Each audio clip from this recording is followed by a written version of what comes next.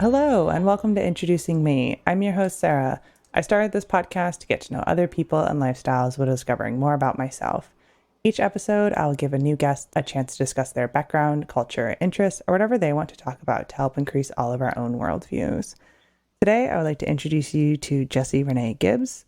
She's the author of Girl Hidden, her heart-wrenching memoir, growing up with a narcissistic parent and eventually escaping to Chicago, which brought its own troubles. She's now in Seattle, living her best life, able to figure out who she really is. And, we've been chatting here for a while about what she's up to now. So it's been great to get to know Jessie. Jessie, why don't you go ahead and tell the audience a little bit more about you and your story? Hi, thank you for having me on your podcast. So I started writing a book 25 years ago because when you tell somebody that you've been kidnapped twice, it starts a good conversation, usually with them going, though, huh? So I started writing my story because my mother is a narcissist. And her version of events don't match up with reality in a very real way. Um, I was born in Rota, Spain. My mother was in the military. She thought she was going to be able to get out of the military by being pregnant, but she had me before she was actually able to be um, completely out of the military. And they said, hey, since you've already had the baby, we're going to keep you in the military. She was in the Navy. And so she said, well, if I keep the baby, then I can't go back. And so she told the adoptive parents no, and because she already had an adoption set up, I would have been her seventh abortion. She was 19. So she had six pregnancies before me. And then she had me. And then after I was born, she spent the next 3 months trying to starve me to death. And that brings its own trauma. And my grandmother and grandfather paid for her to fly back to Vashon Island, Washington, which is a tiny little island off of Seattle. And I lived with my grandma and grandpa until I was 5. When I was 5 years old, I had an extremely high IQ. They were actually watching me for autism, which there's a good chance I'm on the spectrum still. But that also means that I had a lot of anxiety and depression, even as a small person. And so I was kind of a high needs kid. And my grandfather had just retired. He was a Navy man and he had just retired. And he was kind of not interested necessarily in having a high needs child in his life. And so my mother had moved from Vashon. She had left when I was 2 and lived in North Carolina. And she had gotten married. She was part of a cult, the shepherding community down there, and had 2 babies, 2 boys at that point, and was pregnant. And she was like, I want my baby back. And my grandmother said, absolutely not. You are not getting this child. This is not acceptable. And so she contacted her dad and said, Daddy, please, I want my baby back. And grandpa was like, I have a free pass to not have this high needs child in my life. And so grandma flew me to North Carolina and dropped me off at the airport. We met my mother and my stepfather and my 2 little brothers. And grandma handed me my Timmy Bear and got back on the plane. And so I went home with these people, and the plan was that I was going to be there for 3 months as sort of a testing ground. And I immediately got put in the position of caretaker for both my brothers and my mother. My stepfather at that point started treating me like his girlfriend in every way imaginable. Um, with my mother's knowledge, they would go into the boys' room and sing them Christian songs and pray with them before bed. And then they would come into my room and pray with me. And then mama would go back to her room and leave papa in my room until he was satisfied, whatever that looks like. So almost 2 years later, it was 18 months. It took a while for me to figure out how long I was actually there. But I have the documents. Once I started writing the book, my grandmother started sending me boxes, and she ended up sending me almost 45 boxes full of court documents and FBI files, letters. I have every letter that my mother wrote when she was pregnant with me and after she was pregnant with me, talking about how she wanted to kill me as an infant and how demanding I was and how dare she How dare she demand food at her convenience? I will feed her when I'm ready, that kind of thing. So reading through those was, whew, wow, uh, Lord. And so I lived with the Taylors for 18 months, and my grandmother finally flew out to check on me. My mother had been sending her letters back ripped to pieces, had turned off the phone so she didn't have access to me. She basically completely cut me off from my aunties, from my uncle, and from both of my grandparents for 18 months. And my grandmother finally sent her a letter and said, I'm on a plane next week. I'm coming down there. I have full custody of Jesse, which she did. She had all the paperwork signed. So she had full custody of me. And so she showed up. And my mother had trained me at that point on what I was and wasn't allowed to say regarding Papa. So Grandma took me out to lunch and was like, there's something wrong. We need to talk about it. And I told her everything about what was going on with Papa. And she made a plan. We made a plan together to escape. So my mother is 5'10". She's a big girl. She looks like me, but like 8 inches taller. My stepfather was a Marine at 6'2", and both of them were violent. So we didn't want, and my grandmother's 5 foot nothing and 120 pounds dripping wet. And she's like, there's no safe way for me to get you out of this situation unless we sneak. So we made a plan, and she was like, what we're going to do is I'm going to drop you off at school. I'm going to tell Mom and Papa, I'm going to drop you off at school, and then I'm going to go to the airport. So we went to the school, which she was paying for. It's a private Christian school, and she was paying for it. And she, which I hadn't been going, which that's another part of the story. But we went to the school and told the principal and the teachers, like, hey, Jessie, I have rights to Jessie, and I'm taking her with me back to Washington. So we flew back to Washington State. My parents didn't find out until they went to pick me up at school later in the day. Fast forward 6 months. My mother was the national director of an organization called WEBA, Women Exploited by Abortion. And she was the North Carolina director, and she met the national director, Mary Sue, and they became fast friends. And she told Mary Sue that I was being abused by my grandparents, that I had been stolen from them, all of this. So it's Christmas time. It was December 7th, 1985. And I was listening to Bing Crosby's Christmas album, and there was a knock on the door. So my grandparents had gone for a walk. They lived in a retirement trailer park. And so they would walk down to the little postal area and pick up their mail every day. And it gave them kind of an opportunity to keep one eye on the trailer because it was just around the corner. But it gave them the opportunity to actually have a breather from a high needs child. And so I was listening to Bing Crosby, had my big old headphones on, and was dancing around in my dress-up clothes. And there was a knock on the door. And I answered the door, and there was a stranger there. And she said, come quickly, your mommy's in the car. And I was 7, and I said, no, I don't go with strangers. And she looked all surprised, and she goes, you're a very good girl. They'd been tracking me for 3 days. They'd been following my bus back and forth to school. They knew when Grandma and Grandpa went for a walk. They knew where both of them worked. Less than 30 seconds later, the door burst open, and my mother, all 5'10" of her, came slamming through the door, grabbed me by the arm, and dragged me kicking and screaming down the stairs. I was covered in splinters from trying to hold onto the steps, and threw me in the back of the car where she had my 9-month-old little brother because she was a nursing mother and couldn't leave the baby.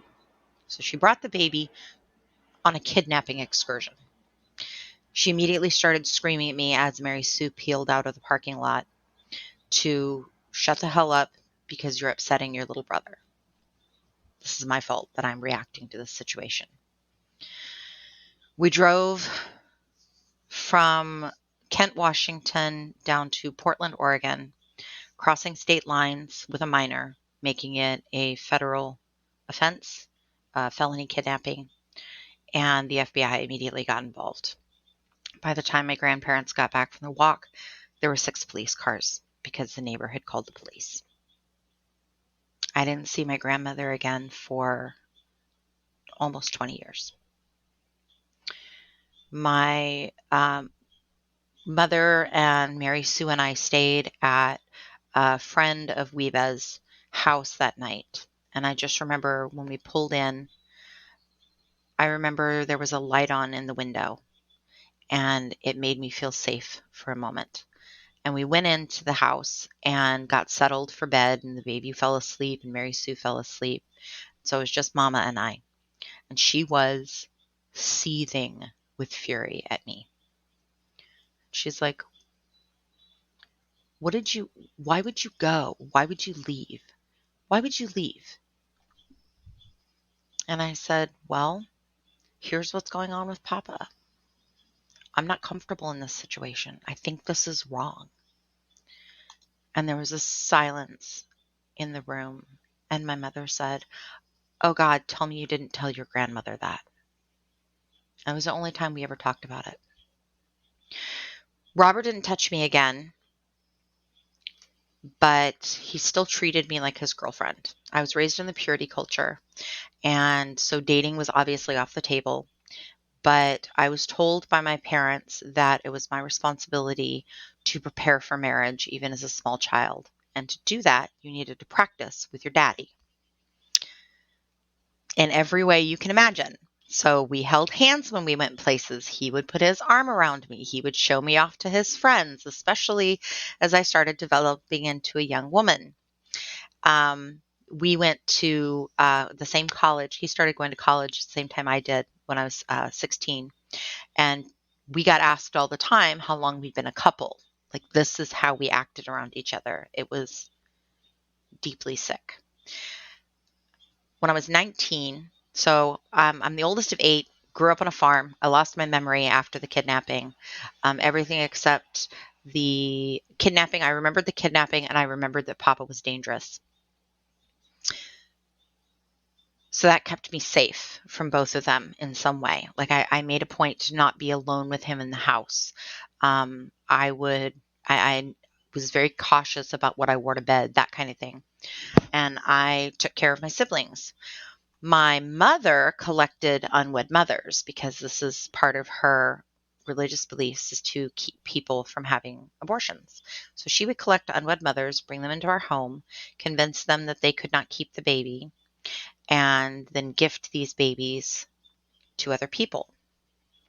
Like, for example, when I was 14, we had a 16-year-old living with us who was a white girl who was pregnant with a black man's baby, which in the South in the 80s was, especially in our small town where they had Ku Klux Klan rallies, completely inappropriate.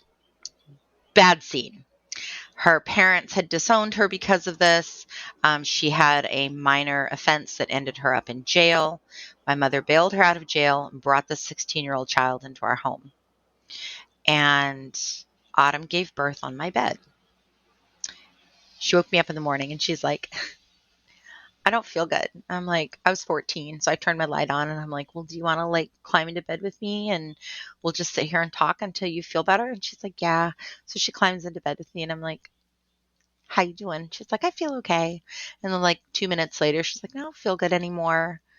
No, I feel okay. I'm like, wait a minute. I'm the oldest of 8. I've been around enough pregnant women. I know what this is like. Okay, so let's start timing how long you don't feel good. And she was in labor. So she had the baby and then promptly started hemorrhaging after the baby was born. We had a midwife there who was not legal. That's how my mother rolls. And Autumn gave birth and started bleeding out on my bed. My mother took the baby from her arms, took the baby downstairs, little girl, little Grace, handed her to the adoptive parents who got in the car and left. We called 911. The emergency services showed up, realized that there was a recently pregnant woman who was dying and there was no baby.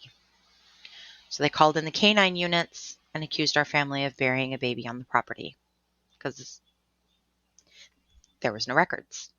This was the one time in all the babies that my mother had passed off to friends and people that she liked. This was the one time that my mother actually had legal documentation. So we had to wait for those documents to come through before they would let her go. So when I was 19, I was working at the radio station. I was the only female DJ on 4 radio stations. Thank you very much. And I was actually 6 weeks away from my photo shoot because I was taking over the morning show for a 100,000 watt FM top 40 station that covered 4 states. Like, I was kind of the shit in radio, and I loved every minute of it. But my mother said that I was getting too worldly and I needed to come home, learn how to make quilts. I'm not exaggerating. Learn how to make quilts and finish raising my siblings, because I was teaching them school. We were all home educated, because if you go to school with bruises, somebody's going to notice. And I was 18 years old. I was a week away from my 19th birthday. It was the day before my last day on the radio. And I got in a fight with my 14-year-old little brother. And I got a spanking from my stepfather. Bent me over the table. And I measured beating as more like it, for having a bad attitude. And I remember thinking, this is wrong. Something about this is wrong. This is the one thing that I can look at and go, this isn't right. I'm an adult. This is not okay. So I packed my bags, cleaned my room, because of course you can't leave a mess, and said goodbye to all of my brothers and sisters that night and went to work. I was going to take the van. We had a 15-passenger van that I would drive to work a half hour away, because we lived way out in the sticks. Like, we were a 10-minute walk from the nearest house on 18 acres of land in the foothills of the Blue Ridge Mountains. Beautiful land. But I would drive a half hour into town to work at the radio station. And my parents showed up while I was on air, raided my office, found my bag, realized that I was leaving. Broke into the radio station, like literally walked into the studio while I was on air and started cussing me out. So I put the radio station, like, I'm over here like working to get the radio station set up so that it would run without me, so that I could still do my job and be responsible. Put it out on the computer and turned around to face them. And they spent 3 hours literally calling me every name in the book, insisting that I was possessed by demons. So after 3 hours, Papa convinced Mama to leave, which is a lot. Nobody tells Mama what to do. So she left and she went home, drove the half hour home. Papa turned to me and he's like, "Are you pregnant?" "No." "Are you on drugs?" "No." "Are you on your period?" "Really? Really? This is the conversation we're having right now? Can we talk about the fact that you just gave me a beating as an... Sorry. "No, I'm not on my period." "Well, then what's going on?" I'm like, "How are you surprised that I want to leave? How is this startling to you?" And he's like, "Well, what's your plan?" And I'm like, "I'm going to go to Michigan to Mary Sue's house," because they were still friends. "And I'm going to go to the Jesus People in Chicago," which is an inner city commune in Chicago, because I really wanted to do right. And I knew that somebody at JPUSA, the Jesus People, would tell me if I was being a bad girl, and I needed to go home and take care of my brothers and sisters. And Papa convinced me to come home that night. I got home, and there was a note on the door from my little brother. And it said, "Sissy, please don't leave. We're sorry we've been bad. We promise to clean the house." And I went in, and they all crowded around me. And I went upstairs to my room because I didn't want to see Mama. And I sat down on the bed, and my babyest brother, Judah, who I was there when he was born, sat down next to me. He was 7. And he put his arms around me and started sobbing. And he's like, "Sissy, I'm so sorry I've been bad. Please don't leave." Like, "Buddy, you haven't been bad." And then my little sister, who I delivered, climbed up on my lap. She put her knees on my lap, tears streaming down her face with these big brown eyes. She holds my face in her hands. She looks at me and she goes, "Sissy, do you have demons?" "No, baby girl, I don't have demons." She's like, "Okay, because I prayed to Jesus. I prayed to Jesus that you would stay home." So my mother had a half an hour between the time that she left and the time that I got home. And she spent that time telling my siblings that it was their fault and gaslighting them, setting them up for failure, setting them up for my choice to leave, creating a trauma in their life. And it did. So I left. And it took about a week, but I stayed with another family friend who prayed with me and did Bible studies with me and walked me through everything. And she was like, "I think you need to leave." This was a family friend who had watched my mother raise me. And she was like, "No, we'll get you to JPUSA."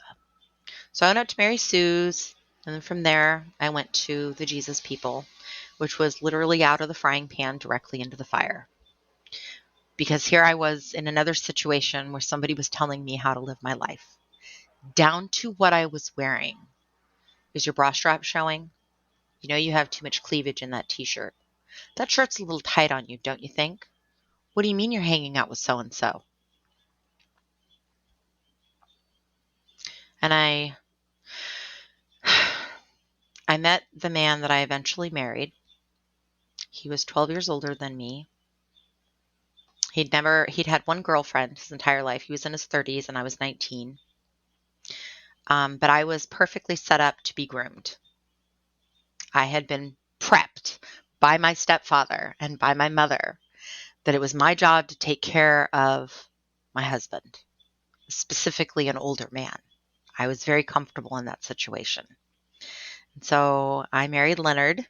We had a big, beautiful wedding, and I outgrew him within 3 years. We were married for 10. So I was 32 years old when I finally left the Jesus People. And I moved out to Seattle. There was quite a bit of drama that preceded me leaving. And when everything came out, I called my best friend June, who I had known since she was 16 and I was 21. And she is married, 2 kids, big house. And I called her up and I said, "Hey, this drama has gone down and I need to leave. I can't be here and I don't know what to do." She's like, "I will buy you a plane ticket. You're coming to Seattle." So I flew out to Seattle and started my life for the first time. And that's a very, very slimmed down and edited version of my story and where I came from. And so you have, all those records from your grandparents or, the things you were able to block out. You were able to kind of figure out where and when did these things happen. And, between the kidnappings and the abuse, it was obviously quite a lot. And the path you took in young adulthood, while not great, probably not surprising with the upbringing that you had. Very much. So then what was it like getting to Seattle, and you alluded to then being able to see your grandmother again? I was able to see my grandmother again. She was the most amazing woman, very stoic, teeny tiny little redhead. Grandpa said that he's only seen her mad twice. And he's like, the first time was when Mama kidnapped me, and the second time was his fault. And he goes, like, he blanches and is like, "I don't ever want to see that again." They were married for 52 years. And he was like, "I've only seen her mad twice, and you don't want to, We talked a lot about all of the things that had happened and my memories, and then comparing my memories to the facts that she had. And that was in the middle of bits and pieces during the time when I was writing the book. But I remember sitting there and my grandfather just kept staring at me. And I was like, "What you looking at, old man? What's happening right now?" And he goes, "I'm just in awe of the young woman that you've become. And I'm like, well, thank you. And he goes, but I'm realizing that there's a 7-year-old little girl that I have lost, and I'm going to have to mourn that because she doesn't exist anymore. Okay. We talked about the experience of him letting me go to North Carolina, letting Mama have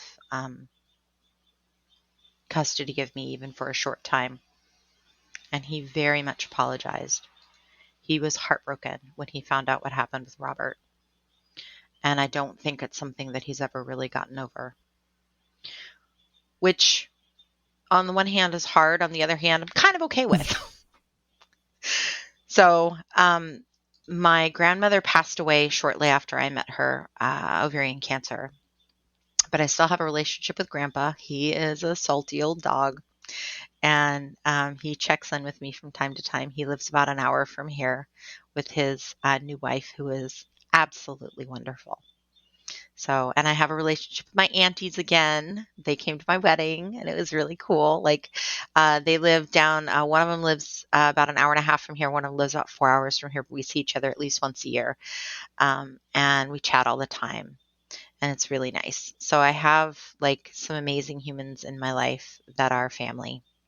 And I have my cousins back. And then it took, after I left home, my mother basically played the same storyline that she did with her mom with me. So I was, my brothers and sisters were told that I had gone to Chicago to sleep around, to get drunk, to do drugs, that I was suicidal, that I was demon possessed, that it was their fault that I left.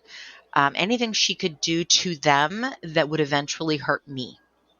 So I would send boxes of Christmas presents, and she would open them up, rewrap them, and give them as gifts from her.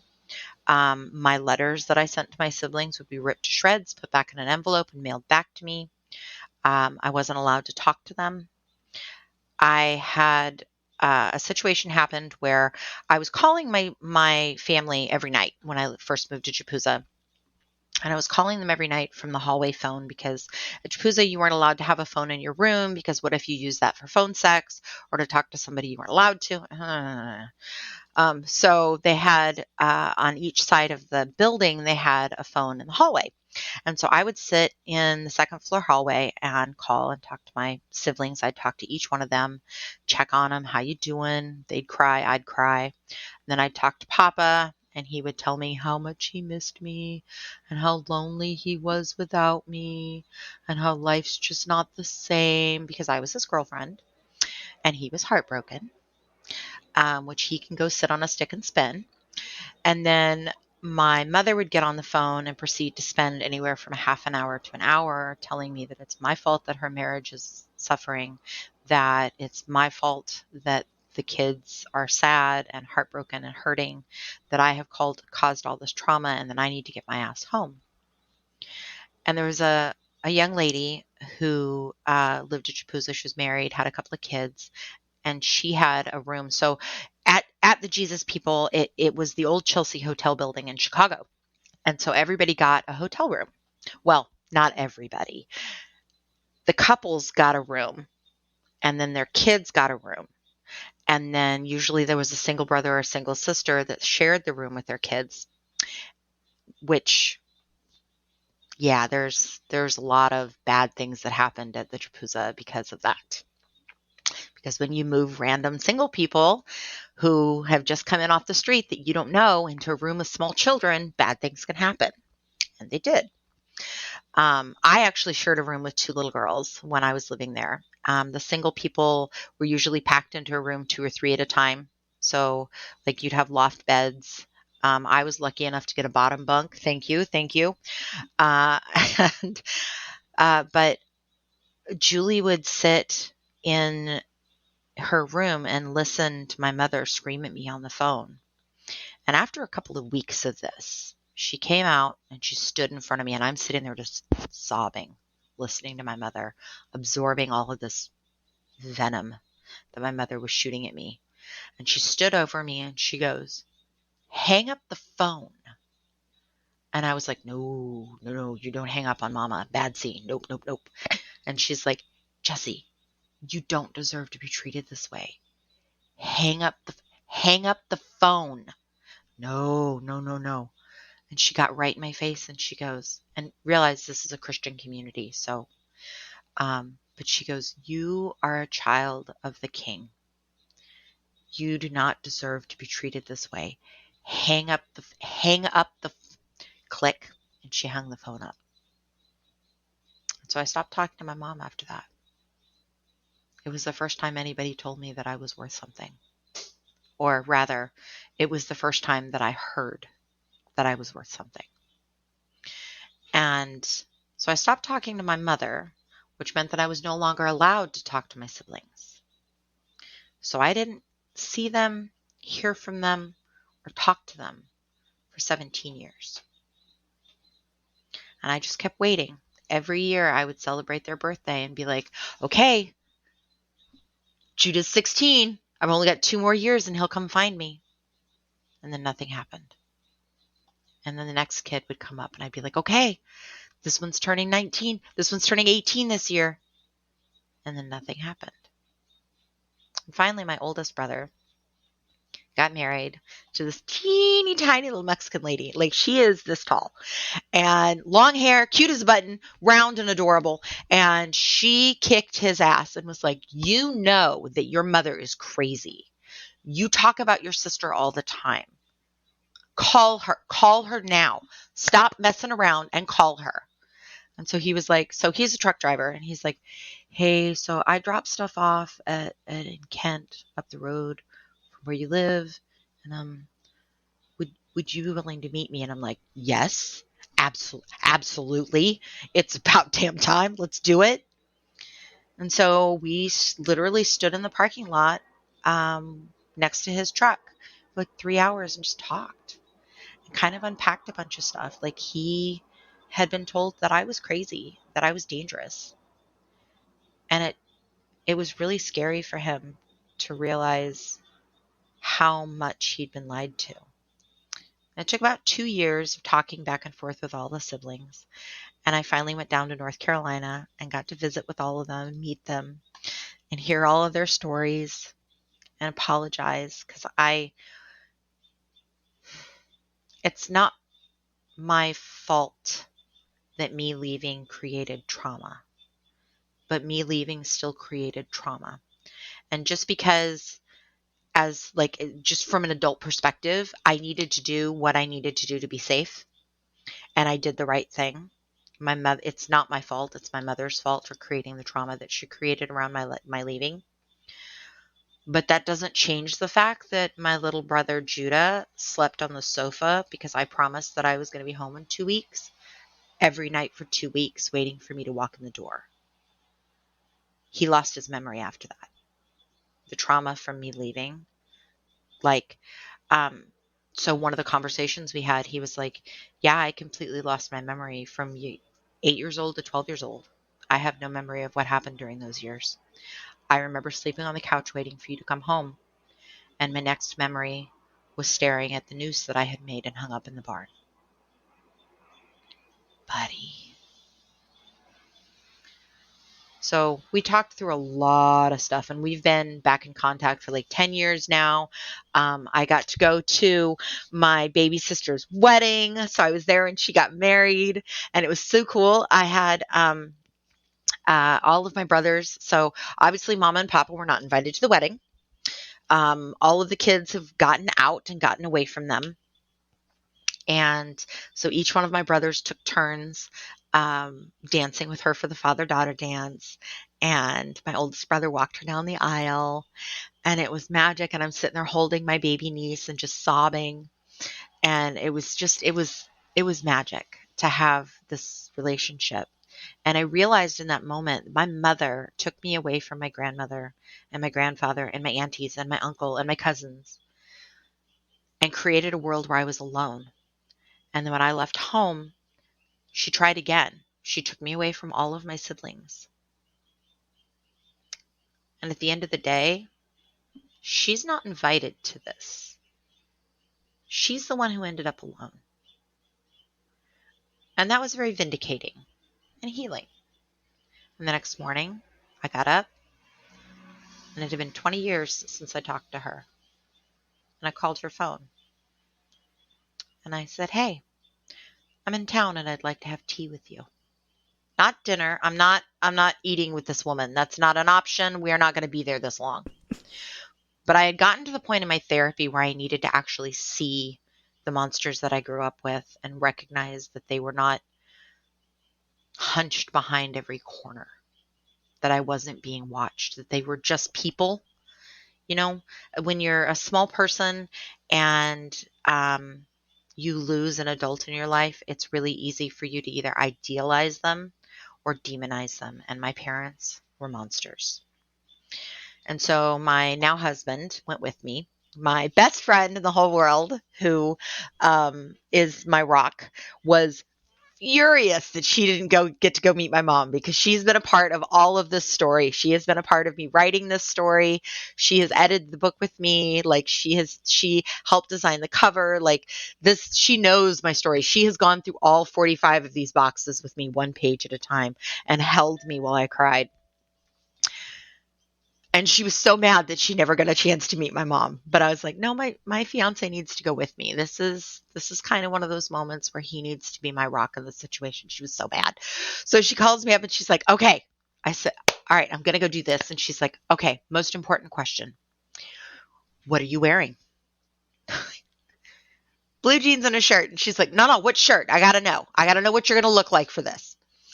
But the town that my family lived in, still lives in, is really tiny. Itty bitty little town. There is no internet service. There is no phone service. So if you leave the internet at my little brother's house and drive into town, you don't get to use your phone until you're back at his house. So we drive out to this little tiny Mexican restaurant, sat down to have tea with my mother and my stepfather. My stepfather, expectedly mopey, looking at me like I was his long-lost girlfriend. Ugh. My mother tried really hard to engage me in manipulative conversation. Well, my only goal now is to outlive my pets. And I'm like, really? Really? And my fiance goes, really? What kind of pets do you have? Yes.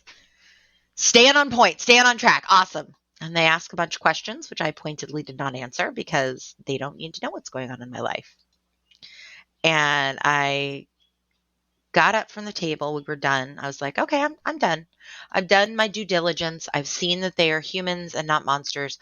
I can walk away from this situation now and never have to see them again. And so we stood up and I turned to my stepfather and I was going to read him the riot act in public in the middle of this restaurant. I was going to tell the world exactly what he had done to me. And I looked him dead in the face. And I realized that the phrase, not worth the breath in my lungs, fit. I didn't need to say shit to him. He could die in a hole. I'm done. And turned around and walked out.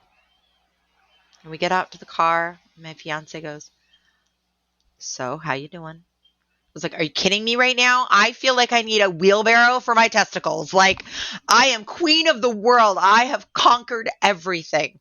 So we get back to the house. I was staying with my little brother, and we get back to the house. And as soon as my phone hit the internet, it blew up with messages from June. Where are you? Are you dead? What is happening? Did you talk to her? Did she light you on fire and dump you in a lake somewhere? Like, what is happening? So I get back, and of course, and from all of my siblings, because they don't all live like necessarily in the same area. Like one of them lives down in Charlotte, one of them lives in Virginia. And so they were all like, what do we need? Like, we're here for you. What is happening? And so I got like, my little brother's like, tell me what happened. I'm like, hang on. If I don't call June this minute, she's going to call the cops. So I get on the phone with June. I'm like, this is what happened. I'm fine. I feel great. And we had a big bonfire that night and filled in the whole family on what had happened. And I never saw them again. My stepfather passed away last year. My mother is currently living somewhere in Virginia with a new man. No surprise. She can't be without somebody to control. And from what I understand, the cops have been called on her several times for domestic violence because she is a big, violent, dangerous woman. So she is living a very miserable life, and I'm okay with that. Um, she has read my book. I've gotten that question several times. And the reason I know that she's read my book is because I got an email, a message on Instagram, rather, from a young woman who lives in North Carolina. And she's like, hey, I just want you to know I read your book and it was really great. And I just appreciate that you wrote it. And I'm like, cool. Because I get messages like that from time to time being an author. And I was like, cool, thank you for reading. I really appreciate it. I'm glad you enjoyed it. She goes, yeah, I don't know if you want to hear from me or not. I'm your mom's best friend. Excuse me? What's happening right now? Okay. Um, sure, I'd love to hear from you. What's going on? And she goes, I mean, ex-best friend. I read your book. Your mom's not in my life anymore. Okay. How did you find out about my book? And she goes, your mother gave it to me, handed me this book and said that this story will make even her most loyal friends question their loyalty. Oh, that's so delicious. I'm going to lick all my fingers like, oh, that's so good. So Mama's read the book, and that was the extent of the drama that ensued, which was actually one of my biggest fears, was that there was going to be drama from one of my parents. I have no idea whether or not Papa read the book. I hope he did. I really hope he did. He did not come off looking good in this book. And a lot of people have asked, like, did they go to jail? Like, your mother was accused of felony kidnapping. Your stepfather was accused of assaulting you as a child. Like, what happened? And Mama spent 3 days in jail after the kidnapping. I was in hiding for 2 years. I lived with different families all over the state. And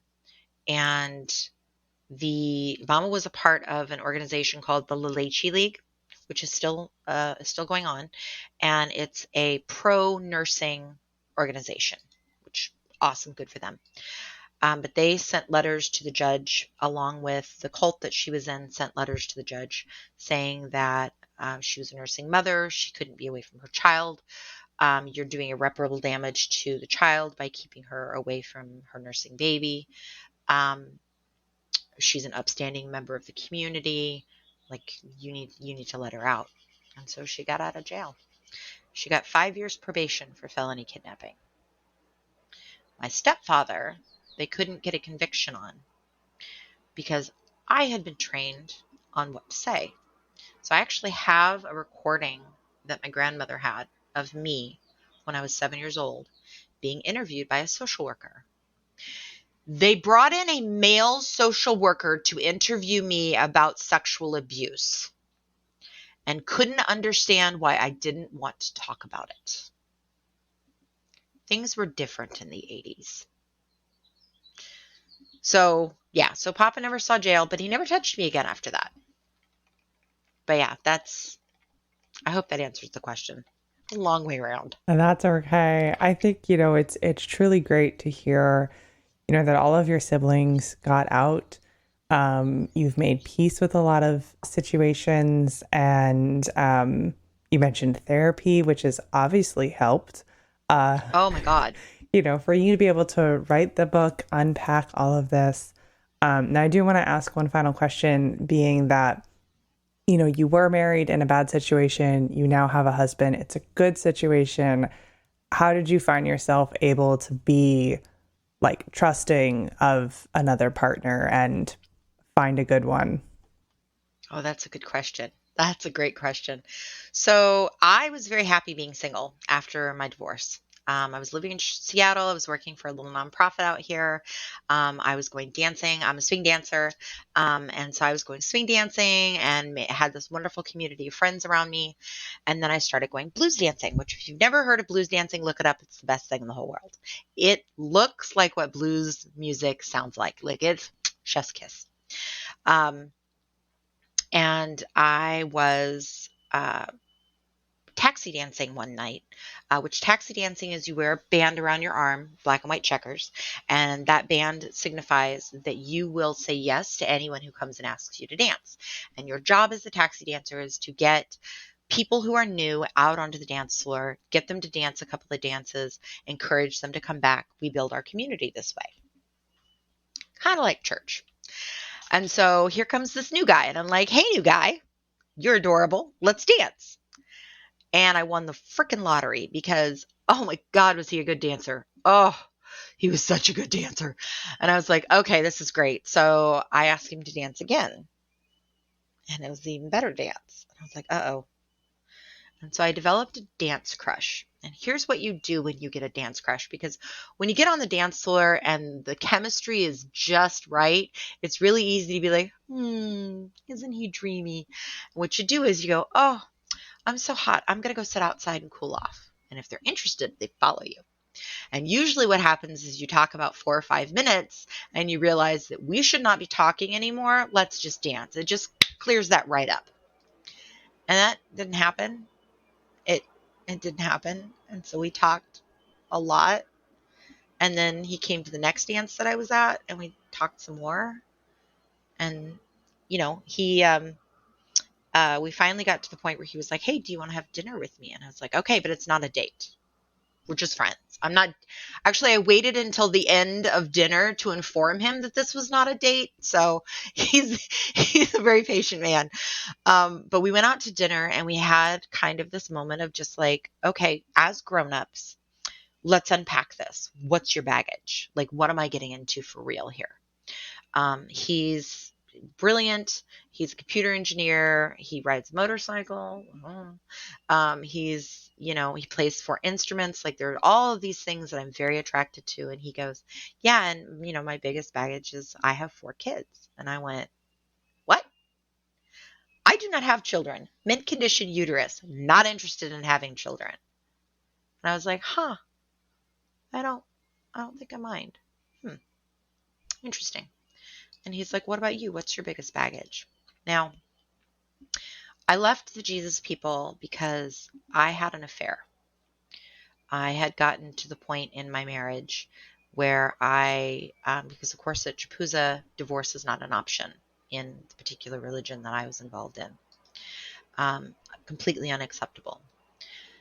And so the only out for me was to unalive myself. And I was trying to figure out the best way to do that, where I wouldn't traumatize the people that I cared about, including my now ex-husband. And I had an affair. It was what saved my life. Do not recommend, to clarify, highly do not recommend. Oh my God, so much bad. Oh, and a lot to unpack there too. But I'm sitting across from this guy that I really liked and was really interested in. And I've been very upfront about the fact that I have this failing, this giant mistake that I made in my life. With all of my friends, like I'm just honest about it. Like, hey, this is a thing that happened and I wish it hadn't. And here's this guy that I really like. I don't want to tell him, but I told him. And I waited, figuring, well, it's been fun getting to know him. He'll just be a dance friend. And he looks at me and he goes, Chicago, huh? What brought you to Chicago? Not even a blip on his radar. Just like, okay, that was the thing that happened. That was the thing that you did. That is not who you are. And so we've been together for almost 15 years. I adore his children. They are my heart. Our oldest is 32. Our baby is 24. We have 4 grandbabies, ages 12 to 3. And I like my life is lived for them. Like, I live right around the corner from 3 of them. I'm 2 hours from the 4th one. And like, we're actually getting together for Father's Day next week. We're buying a big swimming pool for the backyard. Like, my life is absolutely full of joy. So learning to trust again was a very slow process. I made a point to say, I'm going to look at this relationship for 2 weeks. And if we have 2 weeks together and it's still good, we'll look at the next 2 weeks. And then eventually it was like maybe a month. And then it was like maybe 2 months. And then I met his kids. And I was like, I see a future with this person. And that's really weird. But it took us a long time before we got to the point where we were ready to get married. So we've been married for 6 years, 7 years, 7 years, I think. I don't know. Something like that. Right. Well, it's wonderful to hear, kind of, how you got to trusting again. You're in a good place with your life and everything. So I'm so happy that is, where your story is now. And, you had the opportunity to write this book. So yeah. So at the end of all my episodes, I do ask a random question that doesn't have to do with anything we've been talking about. So my question for you is, where do you get your news? Ooh, that's a good question. Okay, don't judge me. I have 3 places that I get my news. Stephen Colbert, Seth Meyers, who I absolutely love, and believe it or not, TikTok. I get so much news and information from TikTok, it's ridiculous. I will see a TikTok and go, no way. Oh, that's fascinating. Okay, now I'm going to Google it and find out if it's true.